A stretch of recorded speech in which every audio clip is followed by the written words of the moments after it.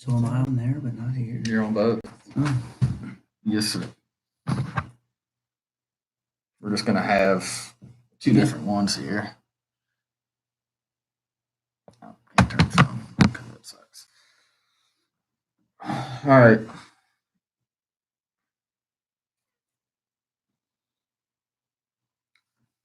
One person on right now, too. So once we get going, kind of like we've always done, once we get a handful of people on here, we'll start. It's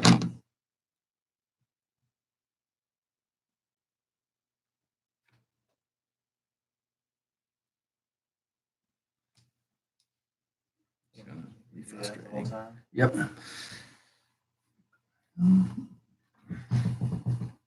Other thing about YouTube is I won't have to upload. Hi, Taylor. Upload it like I've had to do all these other ones. Yeah. Can you sign into your cloud and so it won't do that? No, he'll keep doing it. I don't even know if I know what my cloud is. So, All right, we'll go ahead and get started. This is the 2Dub Show. Once again, the preseason edition sponsored by Quinn Farm Supply. Thank you, Jerry and Matt and crew up there for the sponsorship, and they will sponsor this for the rest of the year. Kind of a big show today. We're going to have coaches David Kirby and Brock Idris to talk about the football program. We'll talk about softball a little bit. We are going to try to have a show during the Jamboree on Friday, and hopefully Melissa Chin will join us there to talk about the softball team. We do have some cross country. We'll probably talk more on that show with that. And then after the coaches are on, we will have Neil Miner on to talk about his book regarding the CCC. So again, just like anything else, every time we've been on here, ask questions. We'll answer them throughout, and we'll kind of go from there. Yeah, so thank you again to Quinn's Farm Supply for sponsoring. We're guaranteed 12 shows this year. Like Michael said, hopefully one with Melissa next week, Coach Chin. And then just some ground rules, just kind of like we did last year as we started our pregame shows. Just remember, we keep it positive. We're here to showcase the great things in Monroe City and the athletes, student athletes, and the coaches. So keep it positive. If it's not positive, we will not even acknowledge it. And it's not my Facebook, so I'm sure Michael can block you. But keep it positive. And, we appreciate the coaches and Neil joining us tonight. And thank you all that are watching now and will be watching later. I'm sure we get a lot of viewers after the fact. So we will go ahead and bring on coaches David Kirby and Brock Idris, and we'll go with our preseason football. We got to get in here real tight, so you may not even be able to see him, but you'll be able to hear him. Coach, I hired Coach Idris, so we can get real tight together. All right, so we are less than 2 Fridays away from opening night. Coming up this year, we have a lot of new faces. Lost one of the great senior classes of all time. I guess before we get started about this team, let's just kind of wrap up. What are your thoughts about that senior class you lost, one of the winningest classes in Monroe history, and just a great group of kids? For me, they were a really special group. I'm really proud of all that they accomplished on the field and actually in the classroom as well. There are a lot of future leaders of this community out of that group, and to see, what they accomplished on the Friday nights was a really special thing. And I really look forward to seeing where their journey takes them over the next chapters of their life. Yeah, definitely. Just to kind of wrap up again with that senior class, you've got some kids. Any reports, Coach, or either coaches, from how fall camp has started for Jaden or Saxbury or Zach? They're all doing really well. I get Snapchat stories and Snapchats from all of them, and they seem to be transitioning really well. I know the schedule's a little rough on them right now, but they are adapting to college life, and they're really enjoying the experience. Good. So just as a reminder, Zach Osborne and Jonathan Saxbury up in Kirksville at Truman State, and Jaden Underhill is over at Quincy, and they actually play each other this year, like September 29th, I believe. At Quincy, I at believe. Quincy, and that'll be a matchup to look for in the next few years. Of course, we've got other, Blake Hayes is running track at Mizzou, and it probably started workouts as well. And then the girls softball, Rachel and Skylar and Mac, Mac West up at Kirksville, Truman State, Rachel down in Rolla at S&T, and then Skylar's at Columbia College. And we'll talk to Coach Chen next Friday, hopefully, and she can kind of fill us in on how they've kickstarted their careers in college too.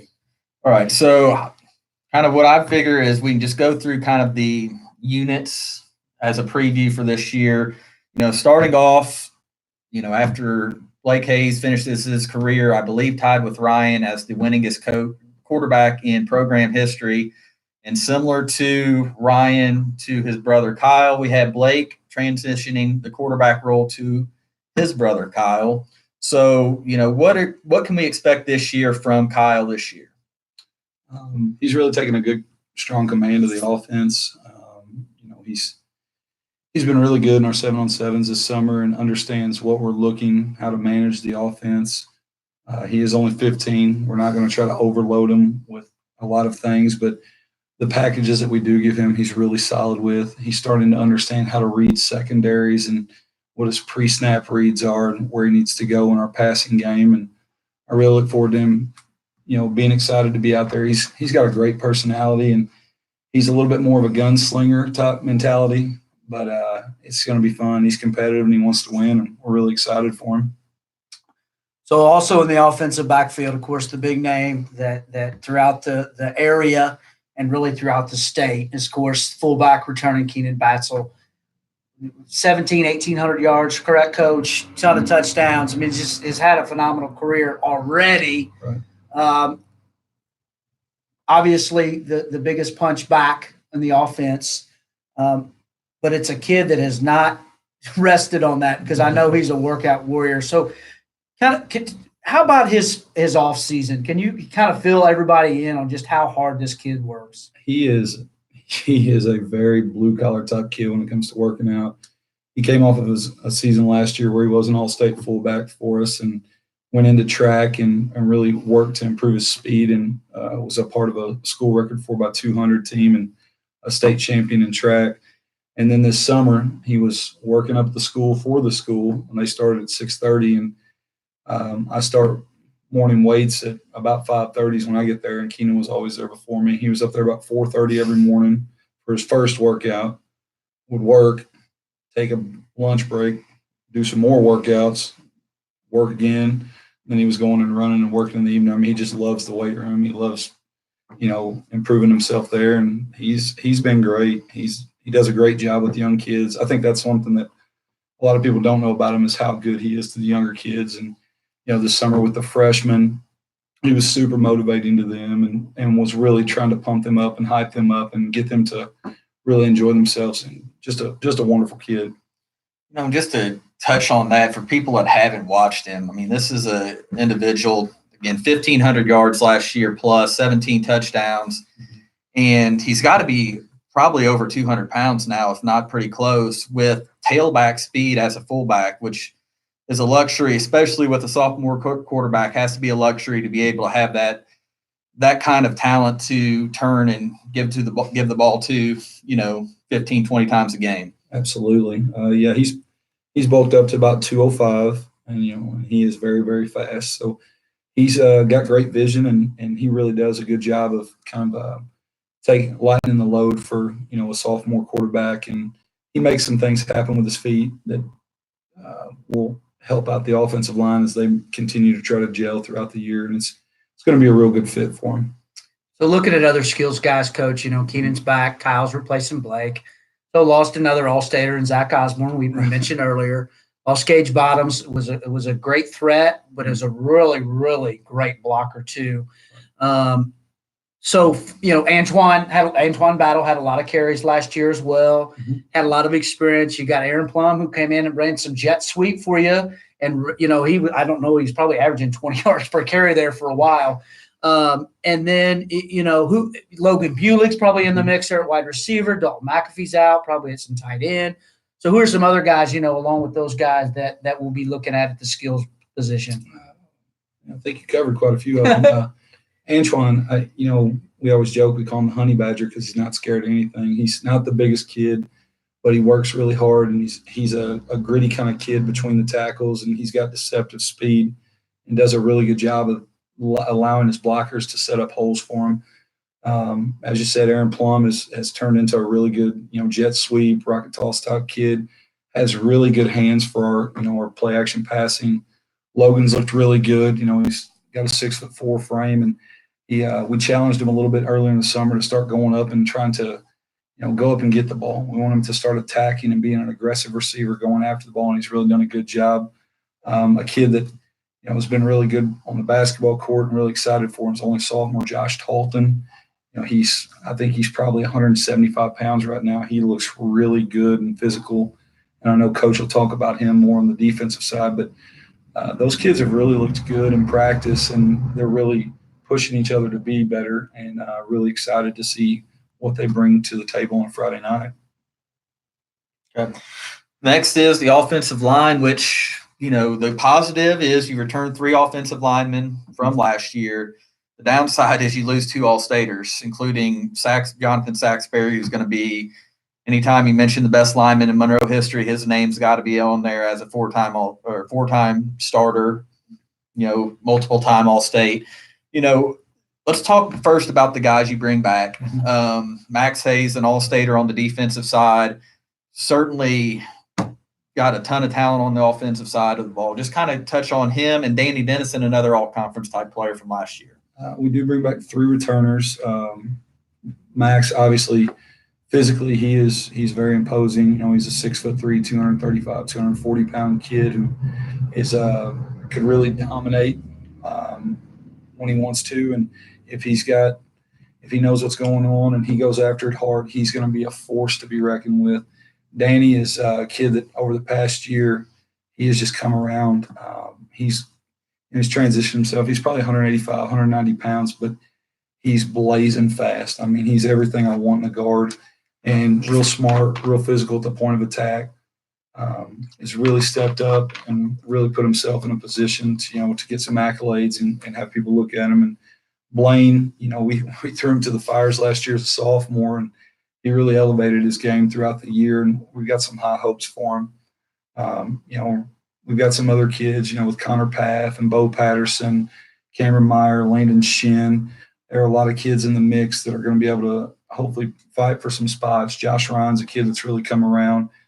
And then you throw in, Jonathan Mendez, who's a new senior this year, playing him at some tight end spot. He's a great coachable kid and works really hard. So we've got some kids that are maybe not the names that you've heard over the past few years, but are going to come out and really put a blue collar type work ethic to things and push themselves to be the best that they can be. Yeah, you mentioned, the guys there in the mix. So these are all kids, that have been a part, short of Jonathan, who's new to the program. But, all the other kids you mentioned have been around the program, have put in their dues, at the JV level, the freshman level, run the scout team, have been a part of a very successful program the last few years. And that only bodes well, for them, because they're Coach, they're not going to be the ones that want to take a back seat. They're going to want to fight. And, I think all of us in here believe in winning breeds winning, and they'll be right in the mix. So, talking about Danny bulking up, Michael and I had a chance to see him a few weeks at a golf tournament. And yes, it was evident that he bulked up. I see Max every day. He's my neighbor, and he's not gotten any smaller. No. And those other guys that put in got good size. Blaine's a good size. So like you mentioned with your pulling guards, Coach, you like your guards to be able to move. Danny certainly fits that bill. As far as the other guard, is that the Connor Paths and the Landons kind of battling? And we've got Connor and Landon, Cannon O'Brien Minor. There are a lot of guys that are really coming in. That's the best thing about it, is that our junior group, they're really lineman heavy, and they understand, we've established a program and kind of a precedent with our offensive line over the past few years, and they've stuck through that. And and they just continue to work hard to try to improve their craft. And I'm really proud of how they're competing in practice and how they understand what we're trying to accomplish. And I look forward to seeing them, letting everything out at practice. And, whoever's the starter, that's great. But, there's going to be platoon systems that they're going to get opportunities and game time reps. And it's going to be a real fun competition for them all. So before we switch over to defense, Michael, so Misha has switched to push the date back to start. So instead of starting August, 4th, you started August 11th. Yes. Of course, school then started the 15th. Those of you that don't know, it's the days of traditional two-a-days are long gone, probably within the last 4 or 5 years. So you wouldn't have two-a-days, so to speak, anyway. But then with Misha pushing it back and school starting so early, you never really you never got enough days to have a true two-a-day. So how did you guys adjust, kind of your practice schedule for this fall as maybe compared to the last couple? We really put a lot of emphasis on our camp the last week of July. That's a voluntary camp, but we had great numbers there, and we really put an emphasis on just our basics. We're never going to get too far from what we do.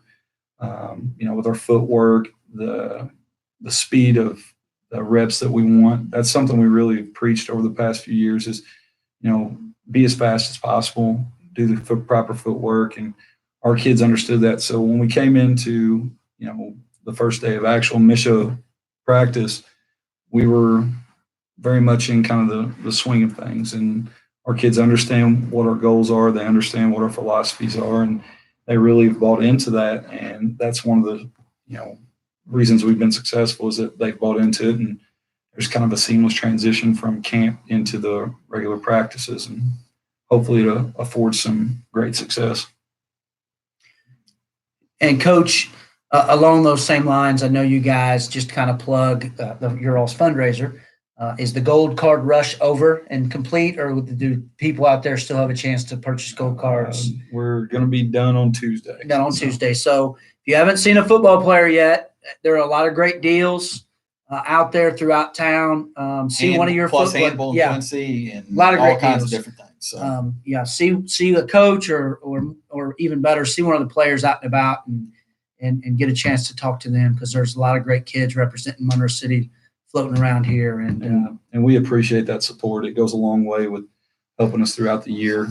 There are a lot of things that we're able to do for the kids that we wouldn't have the opportunity if it wasn't for that. So I'm extremely thankful for anyone who's bought those, and I appreciate, your continued support. one other thing before we get to the defense, cool thing I saw some of the kids, I forget who posted the picture, awesome, yes. at the elementary school. Just want to, whether it's you or whoever that did that, I thought that was great. That the first day of school, you had a handful of, probably 8-10 football players greeting the elementary kids as they went into the front door for the opening day. I thought that was a great look, and, great for the school. So, and if you noticed, I knew that was coming.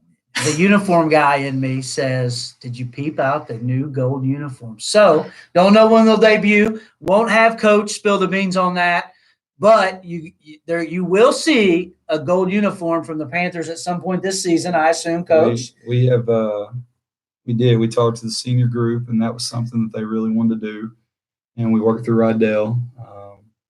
It is a reversible jersey, so there are two options that we've got, and it's kind of a neat deal. And that's the thing. That jersey's for these kids. They really wanted it, and it's just something fun. The kids love seeing Mizzou in their gold rush outfits, and it's just it's a neat deal for this group. And yes, I've caught some grief from last year's seniors and the seniors before, but I'm excited for it, and we're going to break those out, and it'll be a fun experience when we do. Yeah, it's a neat deal, and Coach said it. It's all about the kids. No matter what we do, we do this, they do that. I mean, these guys make pennies on the dollar to coach. I cannot stress how hard these guys work. I saw it personally, when I was in the school, how hard they work. They're up there. It's basically a 7-day-a-week job. And so kudos to you guys, and then of course we have you come and taking part of your Sunday night to meet with us. So we certainly appreciate it. Coach Kirby, one last question before we go to defense. Do we have a theme this year? Do we have a hashtag or anything out there that we need to be aware of that you're willing to give away? You'll see it here in about a week. We do. It's kind of a special one for this group of seniors, and so I can't really tell what it's about, but it's something it's a special thing, and it kind of goes with my faith and where I want to ultimately take this thing, and so it is faith based, and you'll see it on some tweets out here in a few weeks. Right. And also congratulations to Coach Father Everson. Yep. And a great article by Chris Dewar too. That was so neat, as he kind of said, hey, you're going to listen to your dad sing, but he had a lot of great things to say about you too. But It was cool. It was a really neat article. So if you haven't checked that out, it's on Chris Dewar's KHUA.com Gridiron Preview. Something like that, yeah. All right, so now we'll switch things over to Coach Idris on the defensive side. And, kind of looking back, you got a defense that the defense you had against Centralia week 1, I believe you returned 1 starter from that unit from what you started out the year. This coming year. Yeah. I mean, so, you got a lot of key cogs to replace. You do got some guys that did get some starts later in the year as well. But, let's kind of go through the units as well. On the defensive side, you lose Saxbury, which is a big loss, Underhill, Gage Bottoms, some of those guys up front. But, how nice is it to have Max Hayes as a, cog to that defensive line, a guy that's, probably, if he's not already, will be getting some, college looks on that defensive side probably. You bet, having Max, who's had a lot of experience the last couple of years in some state games and some honors, and we already talked about Danny Dennison and how much bigger and stronger he's gotten, and he's becoming a student of the game, kind of like Jonathan Saxbury was for us. But there's going to be a lot of new faces, like you said, so there's going to be a learning curve. It's going to take a while. I'm sure we're definitely not going to look our best come week 1, but we're just going to constantly try to improve, and the longer we can keep our offense on the field and do our best to keep them on the field, it's going to help us out. All right, so you got Max at defensive end. Who are some of the other guys that are going to get some edge looks for you? We're looking at Max and Bo Patterson as a sophomore, potentially Dalton McAfee. It's going to be his first year playing football at 6'3", 200 pounds. Potentially Keenan, having that speed on the edge can really kind of keep things locked in. And then our interior line between Cameron Meyer, Quentin Ronabarter, Blaine Potter, and Josh Ryan, we feel like, having 4 guys that can rotate in and out and try to keep guys fresh is going to help. Which you mentioned Keenan too, and Keenan, I believe, has got some defensive tackle even looks in his career, so he's got some experience on that defensive line as well. We played him inside the last couple of years, and we felt like we could use his athleticism to try to get off the ball, but we felt like this year with the group that we had, we needed to move him around a little bit more, maybe play him at linebacker on an edge and try to play to those strengths. But we just had our first full pads practice on Saturday. There's some things that we definitely need to critique as a coaching staff and pieces that we feel like we need to move around to get our best 11 on the field and play to our kids' strengths, and then definitely improve some technique, which, the first time you're going live and action, you're going to find some bad habits that you got to fix. But we're optimistic about our young guys coming in, stepping in, seeing some new time and improving. And again, the way things are now, guys, it's Monday, Tuesday, Wednesday, Thursday, Friday. It's a heat acclimatization. So they're not even full pads until the first eligible time, which was Saturday morning. So, that kind of tells you that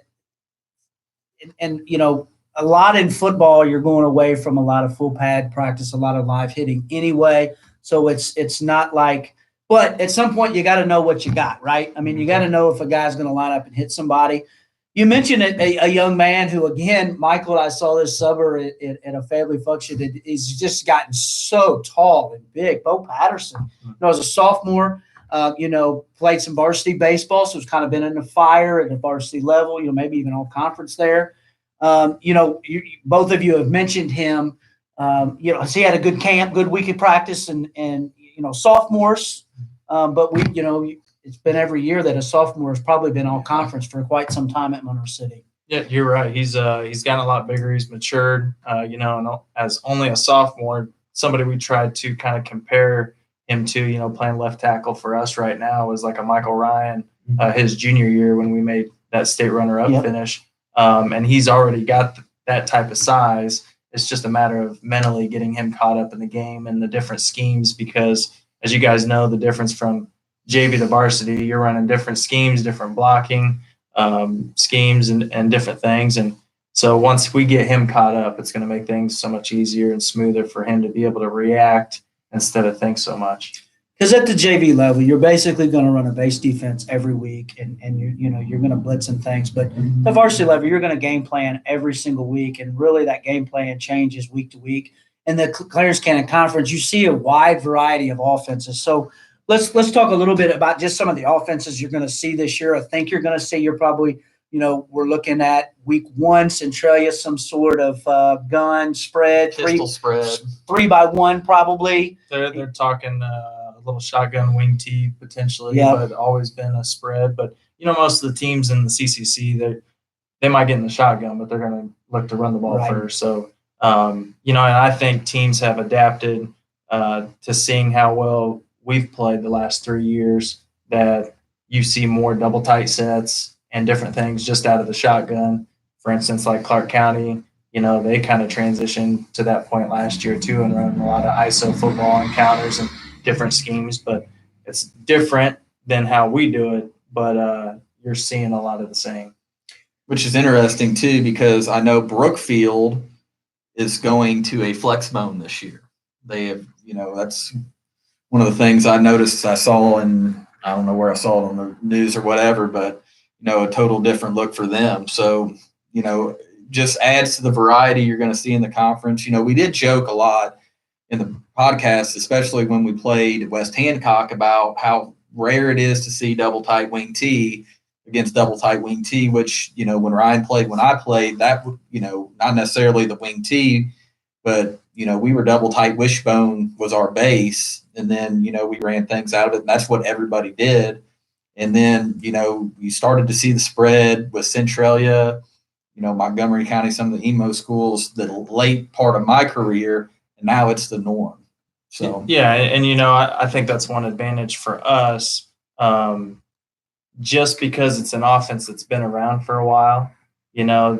People want to do what they're seeing on TV in the college game and in the NFL, but in high school, you're not dealing with D1 quarterbacks all the time either. So we just assume, if you want to spread the ball and throw it around a lot, you're giving our defense opportunities to get the ball back to our offense. And the way we play, kind of ball control, move the ball and that tenacity and being able to run the football and be physical, that style of play, when teams don't see that week in and week out, we feel like that's an advantage for us. And I think we saw that on the grandest stage last year. The best example I can think of is when we went to Elias and boom, boom, boom, it's 21-0 before they even know what it's one thing to practice against the wing T. It's another thing to play against a team that runs it every week as well as we do, because you just can't mimic, Blake last year, hiding the ball and all the different reads that, and it took them, I don't really know if they still figured it out, but that is probably, from the flip side of that is probably the true one spread team we're going to see this year. I assume they're probably going to want to wing it. Yeah. They've got the quarterback back that came in the game and had some success. Assuming that's going to be the one, 2-by-2, 3-by-1, throw the ball around a bunch team we're going to see this year. Is that kind of what, going into the year at least, kind of what we're thinking? I would say they'd probably throw it around more so than maybe anybody else. We'll see teams that'll run 2-by-2 or 20 personnel. Macon's going to, have 2 backs at times. They've kind of had the same offense for the last few years. But most teams are going to run some type of power, some type of counter tray. Power reads become really popular. You've seen that with Palmyra in the gun running jet, jet trap.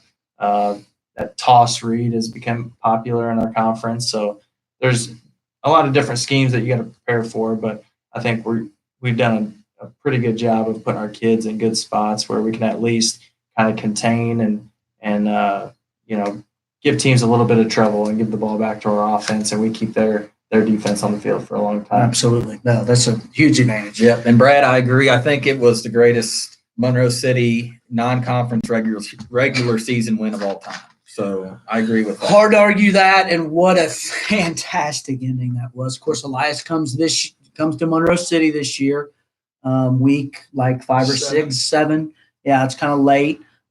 We do go to West Hancock. Field is actually to be determined simply because of weather. They have 2 spots.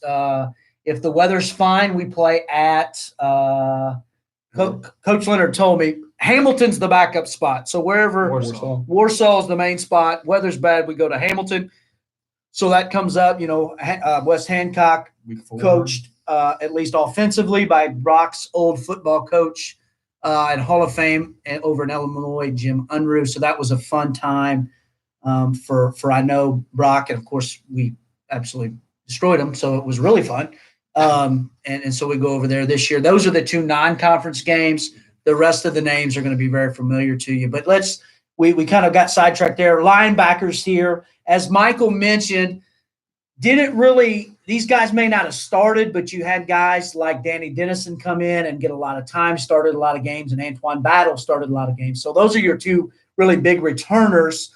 So who else are we going to see in the mix at the linebackers position? Well, we're looking at moving Dalton because he is so athletic that we could put him as an edge player, as a defensive end. We could use him as an outside linebacker to cover a flat or cover the outside. Kelson Painter was really good for us on the JV.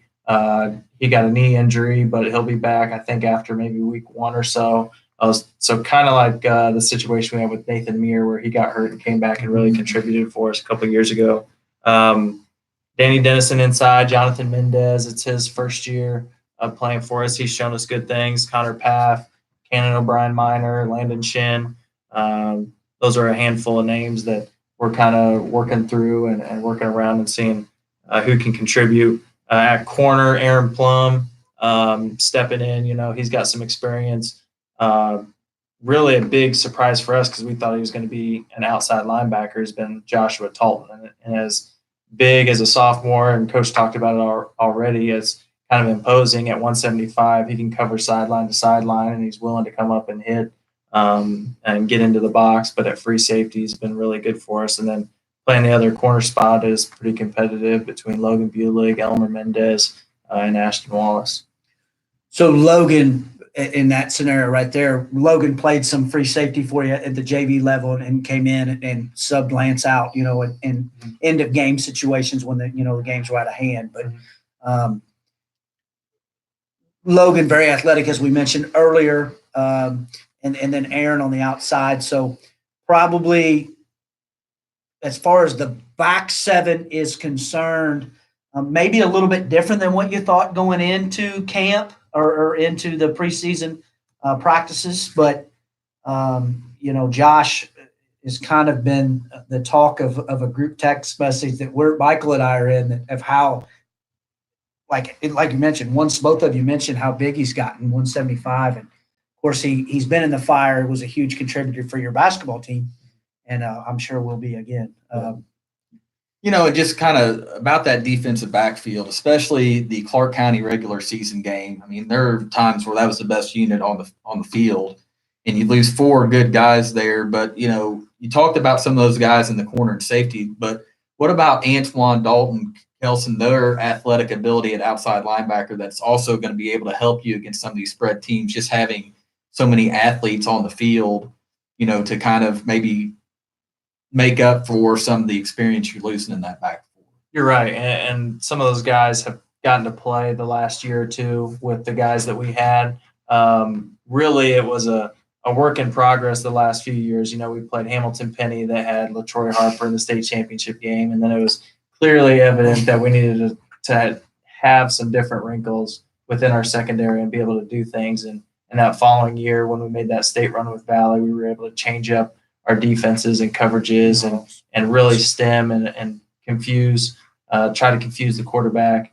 And then getting those guys back last year is real simple to put it in because they've already done it once. So now, we're very basic, very vanilla, and it's going to take a little while for us to get to those points. But, guys like Antoine and Kelson are going to have to help, and Logan talk and work things out and communicate. And looking forward to introducing those things because they are very coachable. And I've really, really enjoyed the way they've listened and tried to learn day in and day out.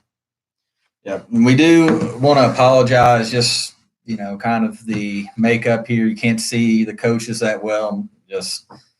We'll get better. This is preseason for us too, so we're working. I think you might be able to see them on YouTube, but probably not Facebook. But Michael's got like a 1999 iPad if they had iPads in 1999. But there's Coach Idris, Coach Kirby. It is right there. Yeah. So guys, what a great run, as we talked about, the senior class had, along with the other guys that helped him. It's not just one class. All the great runs in Monroe City history have been about, the class above filled in for the class behind them, and the class behind them filled in. That it takes sophomores and juniors and seniors and even freshmen sometimes. So these guys have been in this program and have won a lot of games and got a lot of playing time on Friday nights, simply because there were a lot, there were a lot of blowouts. And, a lot of these guys' names have been around the program now for 3 and 4 years. So another exciting time, another exciting year for Monroe City. So let's just real quickly, we mentioned some of the schedule, but let's just talk about the Jamboree next week, just so everybody knows. Jamboree at Monroe City for the however many year in a row. Same team's coming, right, Coach? Van Far, Schuyler, Scotland. And yes. what time we kicking or not kicking off? At 6 p.m. 6 p.m. at Monroe City at Langford Field. You got Schuyler, Scotland, Van Far. It's been the traditional Jamboree since since I was in school. Yeah, we got away from the Hannibal one. My senior year was, I believe, the first year that these 4 teams were there. Before that, we had Princeton and a couple others. But my senior year was the first. So 2001 football season was the first year we had Van Far, Scotland, Schuyler, and Monroe. And those schools have always loved coming here. Number one, because it's there's Monroe City, but especially now with the new facility, and it's awesome. They don't really get that opportunity to play on a field like this very much through their season. Assuming it's going to be pretty vanilla for Monroe City. If I'm guessing, we're going to play base defense and run a few plays, right? Is that pretty accurate to say? I don't know. I haven't decided yet. Yeah. Still got a week to try to figure it out. We might just throw everything out that we know and see how it falls and see where we need to improve, or we might keep it vanilla. I'm not sure. We'll see. And then after the Jamboree, you come out first week at Centralia, which, one thing with the CCC last year, again, Monroe City won a share of the conference last year, which would be the second year in a row, going for 3 years in a row this year. Centralia may be the team that returns the most. They are, I think, the only team that finished in the top half of the conference, maybe even the only team in the conference that returned their starting quarterback other than maybe Highland, and going up there against a team that, has not won a conference title since, I believe, 2015. And that was after a run from like 2003 to 11 that they won every year but one. But you got a team trying, with a lot of experience, trying to work their way back. Tough task going on week 1. And then you got a conference that, similar to last year, it's going to be tough to get through unscathed in this conference. Right. It's really good top to bottom every year. And you got to play really well on all weeks. And that's what makes it kind of a special conference to be in. So we're really excited about it.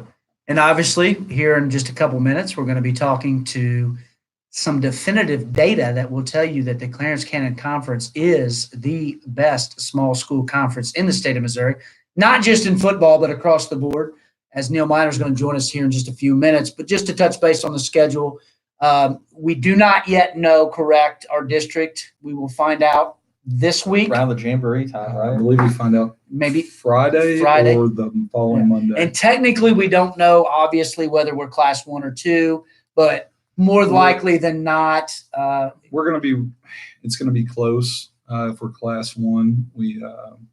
There's some schools that have dropped from class 1 down to 8-man. We're a few people bigger than we were the last cycle, but all in all, we're either going to be one of the biggest class 1s or one of the smallest class 2, and that doesn't change anything in the regular season. We still have to play really aggressive football throughout those first 9 weeks and just see where we're at after that. So just assuming we're class 2, the Jamboree or the district will probably set up very similarly. We're just so geographically centered that we'll probably have a lot of the same teams. So really, all in all, it is you play a grueling schedule to then get to be in a district with the same grueling schedule. So, it makes for fun times, makes for a great district, but it doesn't make coaching it any easier and less stressful. If you're class 1, there's multiple directions you could go, of course. Again, another change from Misha. They now do classifications every single year. It used to be a 2-year cycle. Now it's an every year cycle, and it comes out later. It used to come out in the spring, and now it comes out literally. We don't know. We're sitting here on August. I think we know on Friday. 18th. I think Brad's saying, which Brad has spent more time than anybody in the state trying to figure out these enrollments. Says it's coming out the 23rd. So, and this is, again, preseason for this year, but I believe next year they're also going to be looking into some, success multipliers, which I know Illinois did in some sports. I noticed because Q&D, their girls, when they were on that stretch of undefeated play, they would keep getting bumped up. So Missouri, Misha is going to be toying with that. That won't be anything this year, but something to look forward to down the road, possibly. So. Coaches, you guys, Coach Kirby, you want to plug your other coaches that aren't here with us tonight real quick? We've got Coach Van Landingham, Coach White, Coach Lincoln, Coach Tommy, Coach Murphy. New to the staff this year will be Blake Grice, Coach Grice, and then Brian Foley, Coach Foley, along with myself and Coach Idris. So we've all been together for quite some time. Adding the 2 new guys is really exciting. Those guys are really excited to be a part of this, and we're just looking forward to keeping this thing moving in the right direction. It's awesome. I know I said this earlier, folks, but these guys put in a lot of time, and I'll soapbox it here for about 10 seconds. It's real easy to get on social media and say negative things about people. It's real easy to be a Monday morning quarterback, but this is not an easy job. They put a lot of time. They put a lot of effort into coaching these young people, and just look at the kids that are being generated and the type of kids that are representing Monroe City in football and softball, in band, in FFA, the list goes on and on. Baseball, track, we just won a state championship in track, at the guys level. And it's just a lot of great kids that these guys are leaders of. And I'm a big proponent and studied a lot of leadership. And when you put good people in front of young people, good things happen. And these are 2 prime examples of that. Kudos to you guys. Best of luck to you guys. It's going to be awesome. Of course, we'll be calling on 107.5 The Lake. Coach Kirby, we'd love for you to join us every Friday after the game. I'll be there. And we're excited for another exciting year. And, we certainly, like we've always said, we want you to be at the games if possible to support these kids. But if you can't, that's what we're there for, to jump in. I know some people at the games listen to us, we're there to entertain and to call it how we see it. So thanks, guys. Anything you guys want to add before we go? No, appreciate you guys having us on. Yeah, thanks. Come out and watch our kids. They're fun. Next week, 6 o'clock at Langford Field is the Jamboree. 2 weeks from this last Friday, so about a week and a few days. The 30th at Centralia, 7 o'clock kickoff across the board every Friday night there. And after, we go Facebook Live pregame at 6. 107.5 The Lake. What time we go pregame there? About 6:40 for pregame on the radio. So, we got you from 6 o'clock on, all your Monroe City coverage. And, again, we'll be having Facebook Live throughout the year, sponsored by Quinn Farm Supply. We want sponsors for the radio. If you want to get sponsorship here, let me know. We may try to get some signs and stuff up throughout the year as well. So Thanks, coaches. Yeah, thank you guys for all Thank you you guys very do. much for all y'all do. Yep, Yeah, we appreciate it. enjoy it. Awesome. Thanks, We Coach. enjoy it. Thanks. Good luck.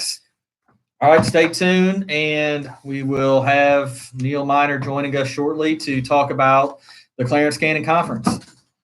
We're going to transition here.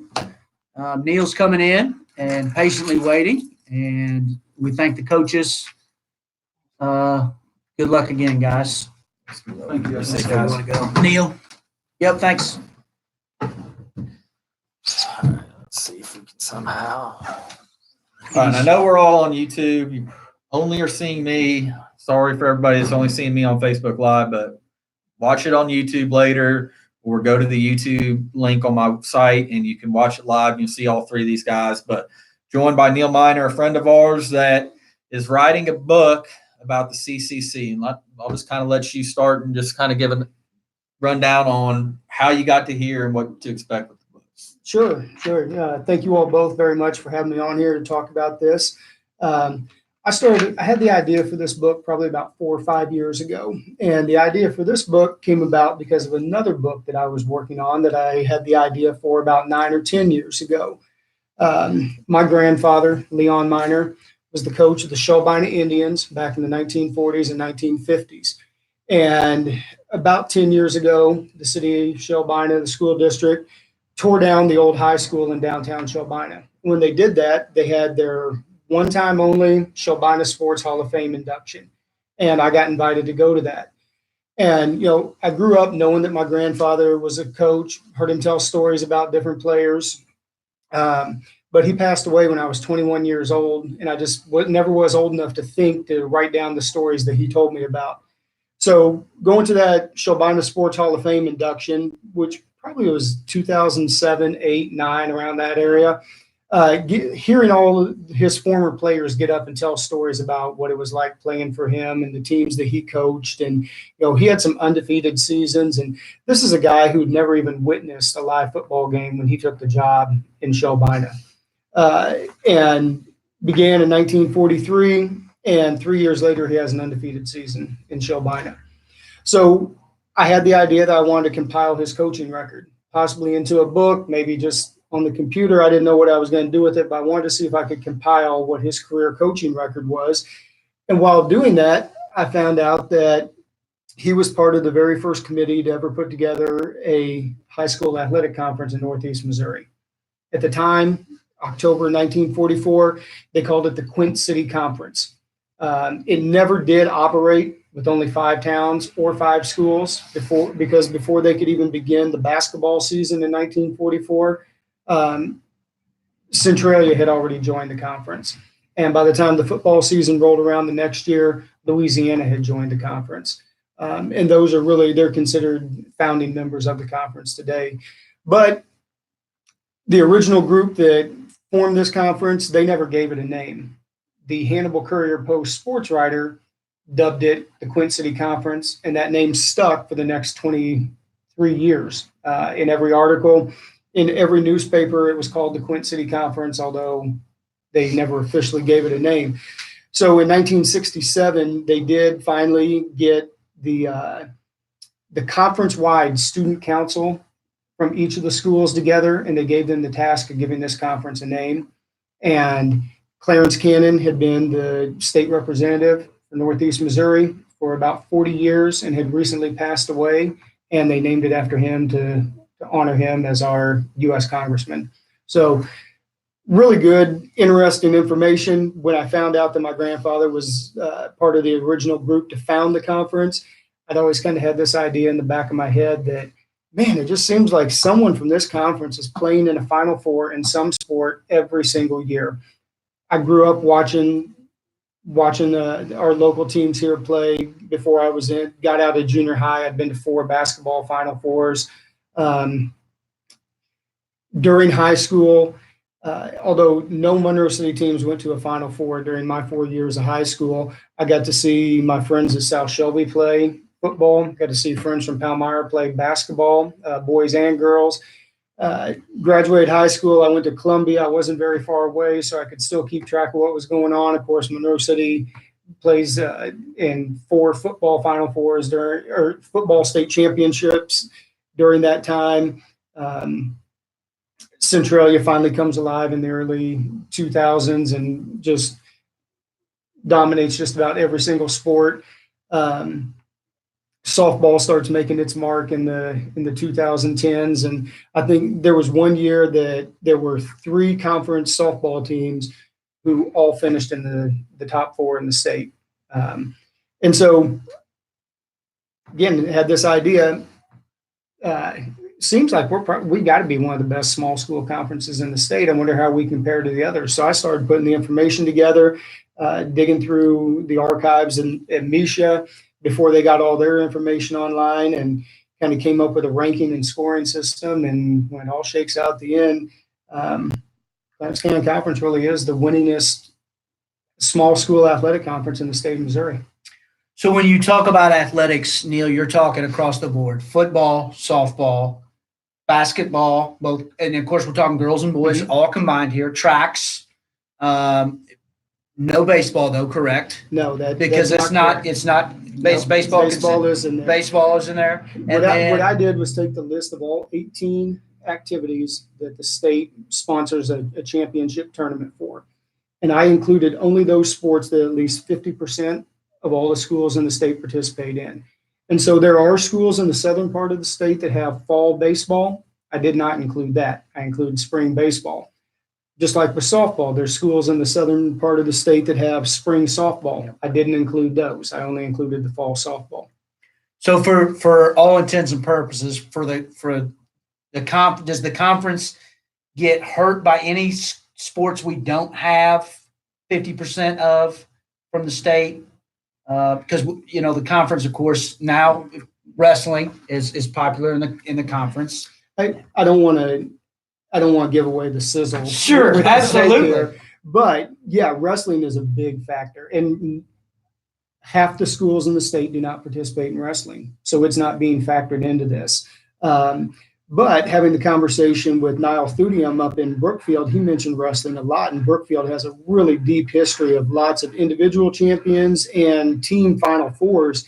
And after talking about it, and we kind of mentioned the KCI conference, which is kind of made up of some small schools just outside of Kansas City, and they really compare very strongly to the Clarence Cannon Conference. And he mentioned their wrestling programs. And I thought, you know what, it's not going to change anything about the book, but I'm just going to run wrestling as its own sport just to see what happens.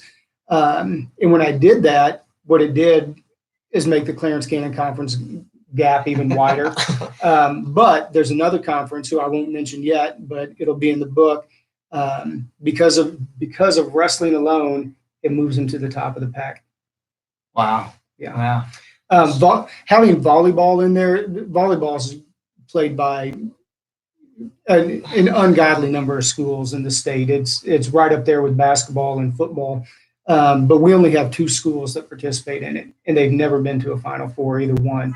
And so by having that in there, that kind of actually hurts the conference score overall, Sure. but not enough to really make a difference.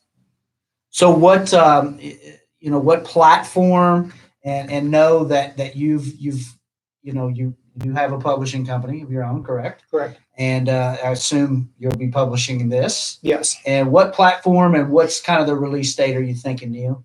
Well, what I'm thinking is that this is going to be done before the end of September. It's really close. I've got all the information now. It's just kind of a matter of compiling all of it together and getting all the words and everything where I want them. It will come out in a paperback. It'll also be available in an ebook. As of right now, there is a Clarence Cannon Conference Facebook page. It's going to be all things Clarence Cannon Conference activities related, and I'll be giving regular updates on there about the book and when it's being released, and I'll have a way for people to order it through that Facebook page.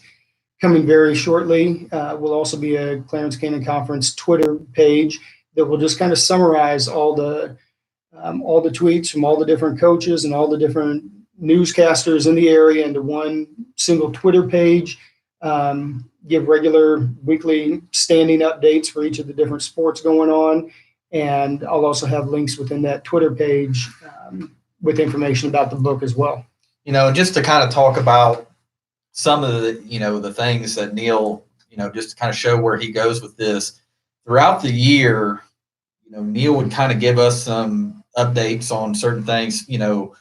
He has a vast knowledge of the Monroe City tournament, and, he puts a lot of detail into his work. So, I do want to suggest you buy it because I can guarantee that it will be compiled as good as you're ever going to find something like this. So, and I've gotten the pleasure to sit down with Neil as Michael has too, and we've gotten to kind of preview the preview, so to speak. And it was, if Neil is a huge proponent, those of you that know, he was the mayor for I don't know how many years, a lot, and did a fantastic job of promoting Monroe City athletics in schools and businesses, and the list goes on. And it's awesome. I was just riveted by the, 10, 12 pages that I read. And like I said, we don't want to give away the nuts and bolts of what it's about, but he defines a small conference. He defines the athletics, like he kind of been mentioned. And you also defined what a conference is in its own right too. And so, it's not just, there's an Excel. I mean, it's phenomenal. It really is phenomenal. And so we're looking at September. By the end of September. Yeah, that's what I'm hoping on. And don't forget, he mentioned Clarence Cannon Conference. Michael just had his Facebook up here before we started. I don't know how many, what is it called when you like it? You follow it? I don't know what it is on Facebook. Something like that. Yeah. And actual on Twitter, you follow. So search for Clarence Cannon Conference, like it. That is where you'll get the updates. I'm sure we'll kind of mention it throughout, as we get closer, and as, we get the information from Neil, we will pass it along on our end too. And, we're excited. I'm excited to get to read the full thing. So absolutely. Go ahead, Neil. One of the things I thought was interesting, I compile all this data, like Michael said, with my spreadsheet that is numerous megabytes large now with all this data that it has in it. But you've got to be able to take data and turn it into a story that people want to read. And I contacted a representative from each of the schools in the conference. Went over, sat down and talked to them. And one of the big questions I have is, why do you think the Clarence Cannon Conference is what it is? What is it that collectively makes this group of 8 small schools in Northeast Missouri better than any other area of the state? And everyone had very similar answers, but they had their own unique perspective on what it is. And again, this book is not about Monroe City. It's about the conference as a whole. And there's no way you could look and say, well, Monroe City is the best small school in the state of Missouri, because that's not a true statement. But collectively, the conference as a whole, when you put all the pieces together, and it does take every single Final Four and every single state championship from every conference in the school to reach that point that we can say we're better than any other conference. And that's awesome to be a part of this. We talk about it all the time, and you're going to see it this softball season. It's going to be so competitive. You're going to see it this football season. It's going to be so competitive. Girls and boys basketball is going to be wide open. The list goes on. And of course, now cross country will probably be a conference sport if it's not been considered already. And it's amazing. And so let's I think we still got a few minutes here. We've still got a captive audience. Let's put Neil on the spot. Let's not delve into the book, Neil. Okay. He does not know I'm going to ask this. Okay, Neil. 1994, 1996, 2017 state championships. 1989, arguably, 2 Division I athletes, stud team. You've seen the gamut. You were on some of those teams. Correct. You are the definitive Monroe City historian here. Best football team in Monroe City history. If you lined up, who would win? There's a lot of factors that go into that. But The true The- politician here. the 94 team was pretty stacked. Yeah. The 94 team had the benefit of 5 additional years of coaching from that same coaching staff that had the 1989 team. I think if you move that 89 team 5 years forward under that same coaching staff, I think they beat the 94 team.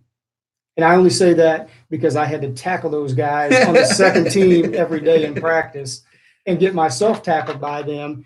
And yeah, there a lot of good comparisons could be made between those two teams. And I think across the board, I think most people are going to agree 1989, 1994, just a tremendous amount of athletes and just, I mean, 2 Division I players, a Division II Aaron Crow, All-American. multiple I mean, year All-American. Yeah, multiple year consensus All-American. Michael Washington, Andre White. I mean, Chad Holliday. The list goes on and on. Clay Talton in '89, and then of course in '94, Braxton, and Jamar, Summers, Kevin Roy. Yeah, Jamar. I mean, the list goes on and on. So Neil also is a big, of course, girls basketball fan. His daughter's on the team, and great summer for the girls and the boys. A lot of games and a lot of wins for both of them. So again, Neil, just a Monroe City, we're pretty spoiled, right? We are, absolutely. Coach David Kirby made that comment at the sports banquet a couple years ago. He got up to talk, and I think it was the spring sports banquet, actually, because he was talking about the track team, and the boys were coming off of a district championship. And we had just come off of a basketball district championship and a football district championship. And he got up there and he said, you know what? You all here in Monroe City are pretty darn spoiled. He said, I came from a school where we had 1 district championship in the entire history of the school. And here in Monroe City, you all are getting 2, 3, 4 every single year. In fact, I think last year, between all the sports combined, did Monroe City add 4 more to the trophy case last year? Well, No, we did not, because we didn't get the football one. But we got football conference, boys basketball conference, girls softball conference. District championship softball, district championship football, district Maybe championship in boys. And did we tie with the girls with Clark County in the district? We might have For track. For track. Yeah, I think the girls did actually tie. And yes, we're just we've been spoiled for many years, and we're in another golden era of it's just a fun time to be a Panther. And one of the other questions that I asked each of the other school representatives I sat down and talked to, I said, do you think that by me putting this book out here and making it available and making the claim that we are the best conference in the state, is that going to put a target on our back? And I think of everybody I talked to, Cody Leonard had the best response. He said, do you think they don't already know who we are? And that's kind of how you have to feel if you're from Monroe City too. We're not going to go play anyone who doesn't already know who we are. Yeah.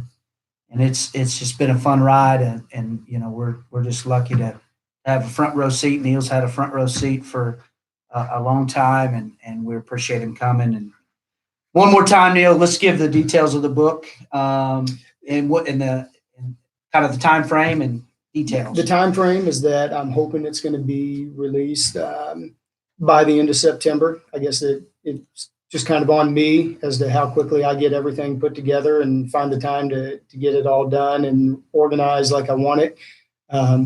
It's going to include data and statistics on state Final Fours for every small school conference in the state. It's going to have a comparison of each of those. It's going to have an interview with a representative from each of the conference, each school in the conference, and it's going to make the claim that we're the best. And the title of the book? As a working title right now, I have the Clarence Cannon Conference, the history and rise to power of the greatest small school conference in the state of Missouri. Got my vote. Yeah, I like it. Well, Neil, thank you. And again, we will, throughout our show, we will kind of, give you updates on when that will come out and how you can get that book. A couple things, again, we want to thank Quinn Farm Supply for sponsoring the show. We're looking for sponsors on the radio side and for the show, and we will work with you as a sponsor to kind of get some, live Whatever we can reads, do, whatever yep. we can do. Couple things also. One thing that has come up in a couple group chats, and I know they're working at the school, is a lot of different people here have played in different eras. If you know someone that played college ball of some sort for 4 years, let me know, let Ryan know, let one of the coaches at the high school know. They're trying to compile a kind of a list of the history, college football, whatever sport it is, any sport, so again, this is a good way to get to a bunch of people that have played in a bunch of different eras. So if you can think of someone that played college ball, let us know year he graduated Monroe City, where he played college ball at, what sport. I know they're trying to work something there. Secondly, we have a lot of shows between now and the end of football season, plus, moving into basketball season and whatnot. Looking for any ideas you have. Last year, we kind of did the all lab team, which was, kind of a success. And I know a lot of people were interested in that. We're looking for anything. I mean, we can come up with our own things as we go along, but any ideas you have, let me know, let Ryan know, write it on my Facebook page, shoot me an email, put it on the YouTube, whatever it is. Let us know, because,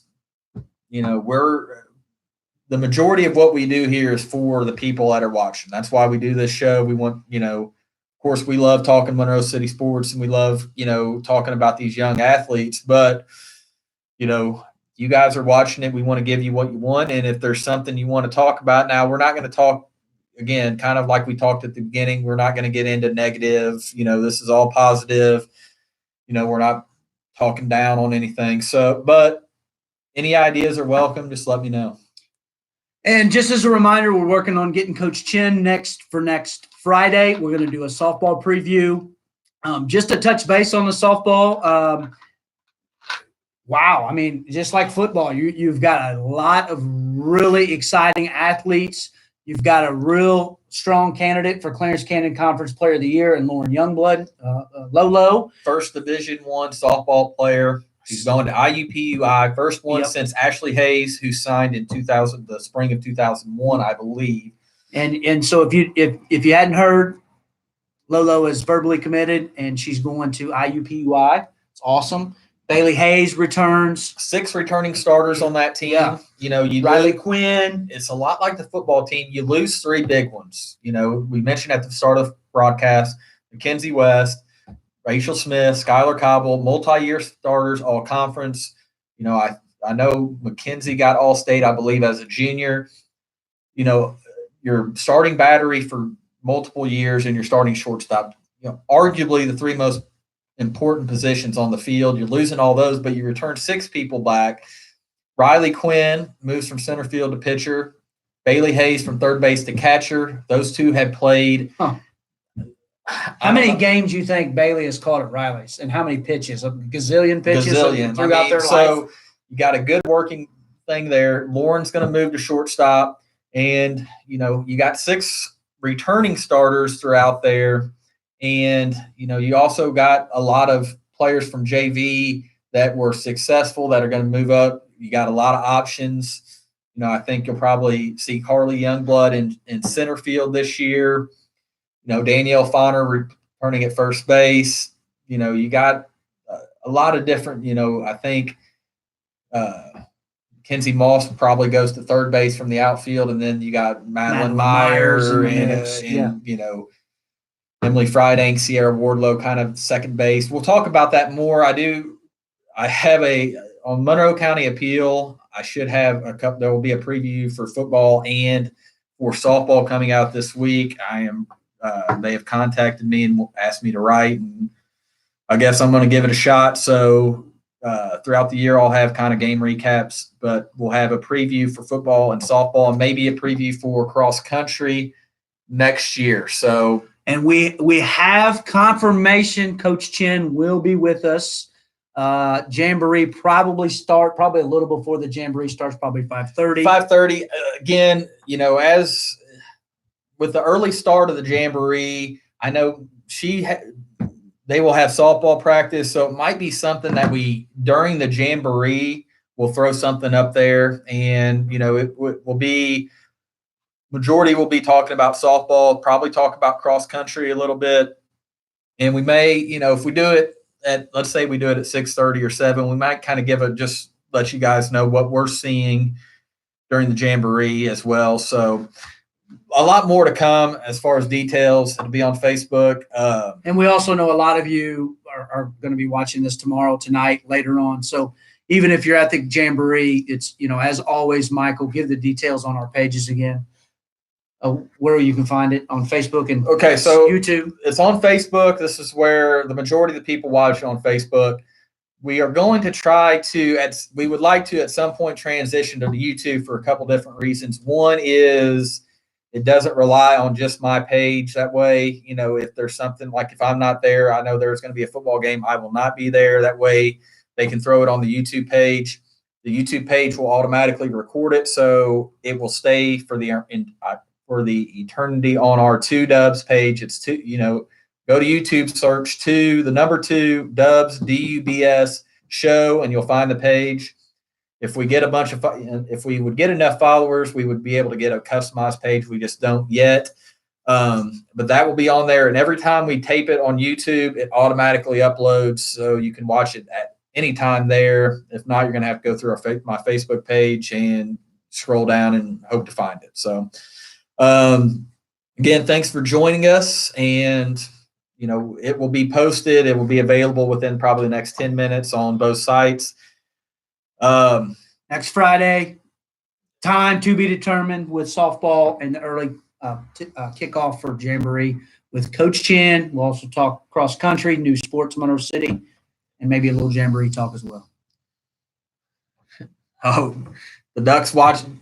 Thank you, Duck, for watching from Laredo, maybe the long distance. You might have the record tonight, Duck. Unless is Luke Hayes with us he should be in Atlanta, so I don't really know. Is Atlanta farther than Laredo? I'd say Laredo's probably a little bit farther there. Again, this is going to be just like last year. We expect to have a show before every game. Now, home games, 100% we will. Away games, it's going to be site dependent. So we will let you know that week. I'll be contacting Centralia probably this week, but, we have Centralia on the road. We have Macon on the road. We have West Hancock on the road. Clark County will be on the road. So it's all going to be dependent on whether we have Wi-Fi, on whether or not we will have a pregame YouTube show or Facebook Live show on those. So, again, thanks for watching. Let us know if you're watching late. Let us know you watched, like it, subscribe to the YouTube page, whatever you can do. Again, we're trying to promote that just because it makes it a little bit easier, so we're not relying on Facebook for everything. But thank you for watching. Thank you, Quinn Farm Supply, for sponsoring. And again, if you got a business and want to sponsor on the radio side or on this side, please let me know. Thank you, guys. Thanks, Coach Kirby, Coach Idris, and Neil Miner as well. See you guys next week. All right. Thank you.